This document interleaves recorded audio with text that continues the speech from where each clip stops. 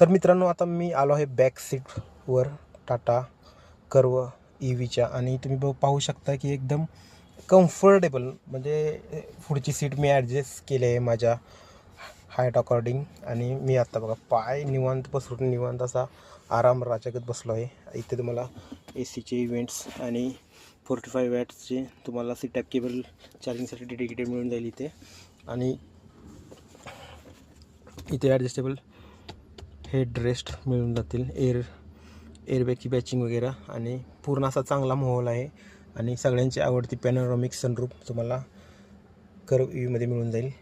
आणि इथे तुम्ही तुमचे 2 कप होल्डर डेडिकेटेड मिळेल. इथे तुम्ही 2 कप ठेवू शकता आणि असा राजागत प्रवास एकदम करू शकता.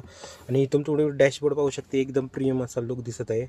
आणि बजेट फ्रेंडली गाडी आहे. ज्यांना डेली कुठे शहरात वगैरे सिटीत प्रवास करायचा असेल तर त्यांच्यासाठी टाटा कर्व हा उत्तम पर्याय आहे. आणि पाठीमागे पण तुम्हाला व्यवस्थित तेच असे ती कुशनचं वगैरे इथे सोय आहे, त्यामुळे काही प्रॉब्लेम नाही. फक्त थोडा मध्ये जे बसेल ना थोडा फक्त ॲडजस्ट करायला लागेल, की आता हंप थोडा जास्त आहे. 2 लोक व्यवस्थित आराममध्ये बसू शकतात. आणि मिडलला पण काही हंप वगैरेचा प्रॉब्लेम नाही. आणि मी पण आता व्यवस्थित बसलो आहे, त्यामुळे काही प्रॉब्लेम वगैरे नाही. इथं लाईट वगैरे तुम्हाला मिळेल, इथं पकडण्यासाठी हँडल तुम्हाला मिळेल हे करायला. इथं पाण्याची बॉटल वगैरे तुम्ही ठेवू शकता खाली. आणि अशी काही ॲडजस्टमेंट वगैरे आहे.